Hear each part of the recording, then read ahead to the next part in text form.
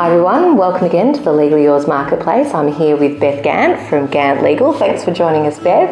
So today's episode is all about the importance of making sure you have an updated will when particular circumstances change. So Beth, can you talk our audience through, when is it really important to update your will? Absolutely. So there are some really important occasions where it's a trigger point to either reassess the will that you have, yes, or perhaps to make a new will. Okay. So marriage is probably one of the most important. So if you have a will and then you subsequently get married, then that will is no longer effective.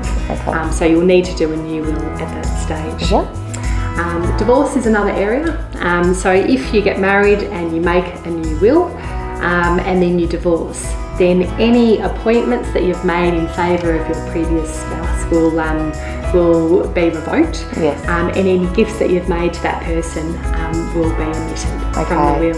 And I think, it's really important for people out there perhaps to have a bit of a differentiation, because I think a lot of people that I certainly come across perhaps might leave changing their will or updating their will if they have separated until they reach the final stages of getting divorced. And what would you say in that? I mean, is it important to do it, sort of in those beginning months, really? Absolutely. I actually think that when people have separated, that's probably one of the most important times to do a new will. Yes. Because if you have previously made a new will before, then that will continue to be effective. Yes. So it could mean that a now previous spouse receives all or part of your estate.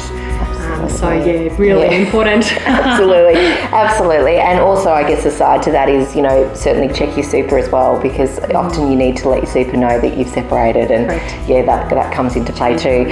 So another circumstance would be, okay, so now I'm remarrying and potentially there might be children of different relationships. Yeah. What's your advice in regards to that? What sort of key things that you need to include in your updated will in that sense? Yeah, that's really important as well.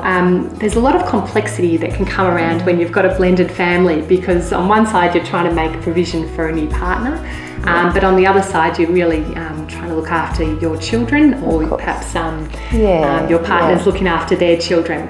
So it's really important to look at your overall assets, and just to make sure that however you do your will, that you're taking into account those different Absolutely. And you have to be quite specific and expressly sort of state who you're taking into consideration and who you're perhaps not, to really make it ultimately clear. And also looking at other assets which don't always pass via a will, such as life insurance and superannuation. Yes, fantastic. That's brilliant advice. Thank you. So if this situation is applicable to you and you need to update your will, please head to our website at legallyyours.com.au. You can find Beth Gant there. You can request a quick match call if you've got a couple of queries that you'd like answered, or a request for quote for an updated will. Thank you so much for watching. Thanks for joining us, Beth. Thanks, Karen.